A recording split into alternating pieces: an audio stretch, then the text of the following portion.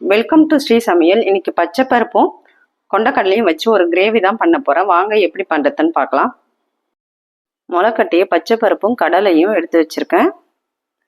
இந்த பக்கம் ப்ரொக்கோலி எடுத்திருக்கேன். இதை வச்சு தான் இப்போ நம்ம ஒரு கிரேவி பண்ணலாம். ஸ்டவ் ஆன் பண்ணி குக்கர் எடுத்துக்கோங்க. ஒரு 3 ஸ்பூன் ஆயில் எடுத்துக்கலாம். 2 பிரிஞ்சி இலை, 2 கிராம்பு, 1/2 ஸ்பூன் சோம்பு, 2 வெங்காயத்தை பொடியாக கட் பண்ணி எடுத்துக்கலாம். இப்போ வெங்காயம் நல்லா வதங்கியிருக்கு. ஒரு 1/2 ஸ்பூன் அளவுக்கு இஞ்சி பூண்டு பேஸ்ட் எடுத்துக்கலாம். கொஞ்சமாக கருவேப்பிலை, ஒரு தக்காளியை பொடியாக கட் பண்ணி எடுத்துருக்கேன்.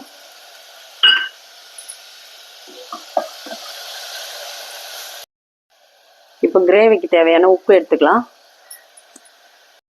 1/4 ஸ்பூன் மஞ்சள் தூள், 1/2 ஸ்பூன் கரம் மசாலா, 1 ஸ்பூன் மிளகாய்த்தூள்.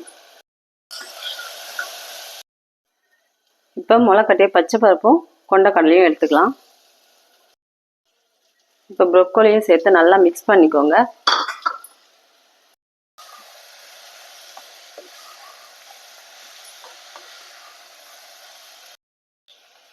ஒரு 4 பீஸ் தேங்காவை கட் பண்ணி அரைச்சி எடுத்துருக்கேன். இப்போ இதை சேர்த்து நல்லா மிக்ஸ் பண்ணிக்கோங்க.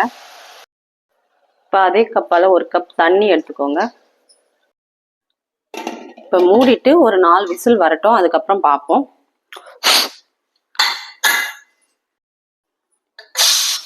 இப்போ ஓப்பன் பண்ணி பார்ப்போம்.